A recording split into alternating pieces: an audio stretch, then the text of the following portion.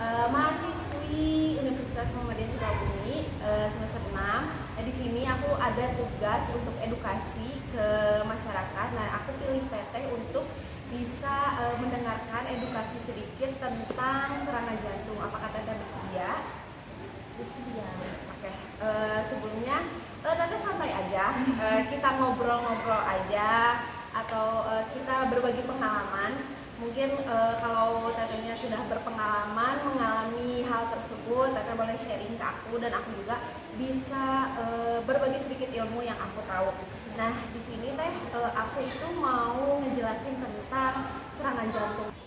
Serangan jantung ini biasanya terjadi ketika di usia lansia biasanya. Serangan jantung ini bisa loh terjadi di usia muda.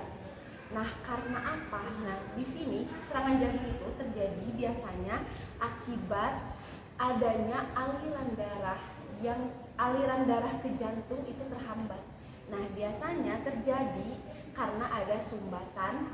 Sumbatannya itu bisa ada gumpalan darah, ada penumpukan lemak atau bisa kita sebut dengan plak. Nah, biasanya plak-plak ini terjadi karena adanya pemasukan lemak yang berlebih. Jadi semisal kalau Teteh biasanya makan gorengan biasanya berapa kali sehari? Aku jarang goreng. Oke, jarang ya, bagus banget ya. Nah, emang itu tuh salah satu habit orang Indonesia yang bisa menjadi faktor utama penyebab serangan jantung. Nah, karena di gorengan ini banyak mengandung minyak. Minyaknya tuh minyak yang kadang ya orang Indonesia tuh bisa menggunakan minyaknya itu secara berkala dan sampai minyaknya itu keruh, bisa dibilang udah tidak bisa layak pakai. Nah, itu yang biasanya dipakai pedagang-pedagang yang memang tidak jujur. Nah, yang kedua itu ada asupan garam yang banyak. Nah, biasanya kan gorengan-gorengan mungkin yang asin, yang manis biasanya menggunakan garam ataupun gula yang berlebih yang bisa menyebabkan penyempitan pembuluh darah. Nah, akibatnya asupan oksigen di dalam jantung kita itu tidak maksimal yang menyebabkan metabolisme tubuh kita itu tidak bisa berkembang sebagaimana mestinya. Dan jika hal itu terjadi secara berkala dan dibiarkan bisa menyebabkan kerusakan pada jaringan tersebut. Nah, biasanya tanda-tanda serangan jantung itu bisa dari pertamanya itu nyeri dada. Nyeri dadanya itu seperti diremas, ditindih oleh benda-benda yang berat sampai kita tuh sesek napas banget, dan napasnya itu kita pendek, bisa menjalar ke dada sebelah kiri sampai ke kerongkongan, ke rahang ataupun bahu belakang. Itu tanda gejalanya. Nah, biasanya tanda-tandanya itu bisa disertai dengan keringat dingin bercucuran sampai mual muntah, dan juga bisa sesak napas seperti kehilangan oksigen tadi. Oke, di sini aku bakal kasih sedikit tips agar bisa terhindar dari serangan jantung tersebut.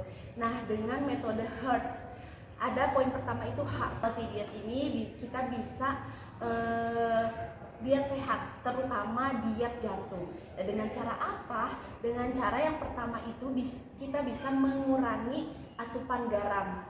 Nah, sehari itu kita bisa makan garam itu hanya 1 sendok makan.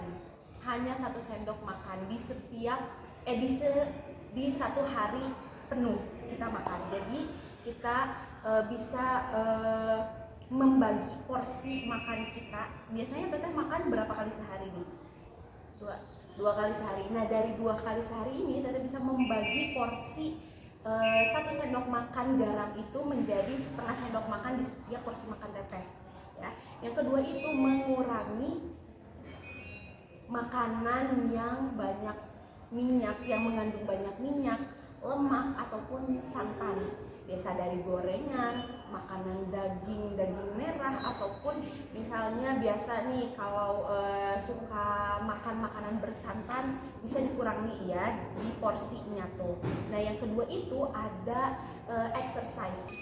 Nah exercise ini kita bisa lakukan minimal 15-30 menit sehari untuk membantu jantung kita itu memompa lebih optimal, karena kita bisa bergerak, jalan dengan jalan kaki, aliran darah ke jantung kita itu bisa terbantu karena kita bergerak. Nah yang poin ketiga itu ada avoid smoking and stress.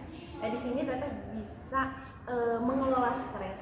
Semisal ya, apalagi dengan segala tekanan hidup kita, kadang-kala kita bisa merasa stres berlebih. Nah di situ kita harus bisa mengelola stres tersebut. Dan juga semisal kalau di lingkungan Teteh ataupun Tetehnya, mohon maaf jika merokok, bisa mengurangi ataupun bisa berhenti untuk merokok gitu, karena di dalam rokok itu ada zat nikotin yang bisa mempersempit aliran darah, pembuluh darah tersebut.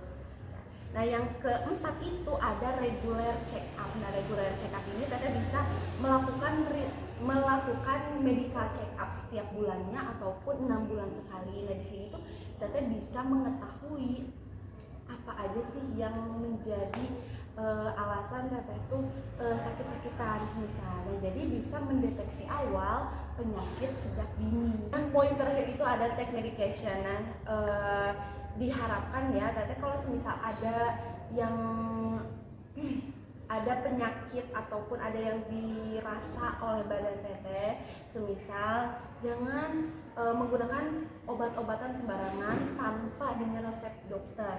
Nah Teteh bisa cek ke dokter, diperiksa nih apa aja yang emang menjadi keluhan Teteh. Nah dari situ dokter akan meresepkan obat sesuai dengan keluhan Teteh, seperti itu ya Teh.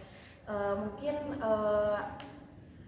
hanya itu saja yang bisa aku sampaikan, karena aku pun masih belajar, jadi kita sharing-sharing aja. Semisal apa sih yang Teteh ketahui dengan serangan jantung tuh ada apa aja, terus yang Teteh tahu yang faktanya lebih banyak di sekitar keluarga, di rumah gitu ya, apa aja sih yang Teteh mau tanyain, boleh ditanyain sama aku. Jadi kalau misalkan orang nih kan pokoknya masuk angin, nah biasanya tuh ada kayak nyeri dada gitu, itu tuh biasanya sama nggak sama halnya dengan serangan jantung? Kayak gitu. Mungkin yang membedakan antara serangan jantung dan juga masuk angin itu ada di tempatnya. Biasanya serangan jantung ini ada di daerah sebelah kiri dada, menjalar ke tangan, ke bahu belakang dan juga leher serta kerongkongan.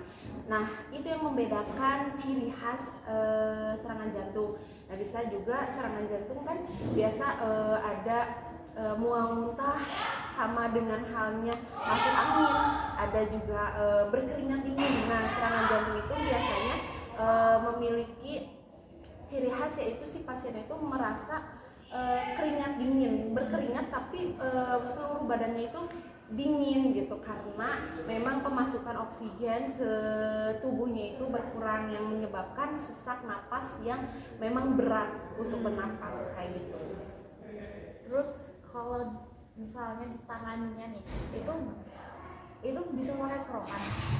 Kerokan ini menjadi suatu alternatif yang sering banyak digunakan orang-orang yang menganggap kalau kerokan ini bisa mengeluarkan masuk angin gitu kan, kayak kita lebih enak, lebih plong badan. Sebenarnya kerokan ini hanya membuka pori-pori dan pembuluh darah bagian luar kulit aja. Biasa suka muncul merah-merah. Nah itu karena gesekan dari kerokan itu membuka pori-pori dan juga pembuluh darah kecil yang ada di luar kulit tubuh kita. Jadi kerokan bisa menyembuhkan serangan jantung itu adalah mitos, karena yang kita kerok itu, yang kita kerokan itu hanya bagian luar dari kulit kita aja dan tidak berpengaruh pada pembuluh darah kita. ada lagi yang ingin ditanyakan Teh? Misalnya ada pengalaman-pengalaman lain tentang serangan jantung? Tidak ada. Oke, alhamdulillah ya Teh. Semoga kita selalu senantiasa sehat, dilindungi oleh Allah. Cukup sekian edukasi yang bisa saya sampaikan. Terima kasih banyak karena Teteh sudah bersedia mendengarkan sedikit edukasi yang saya paham tentang materi ini. Kurang lebihnya mohon maaf. Wassalamualaikum warahmatullahi wabarakatuh.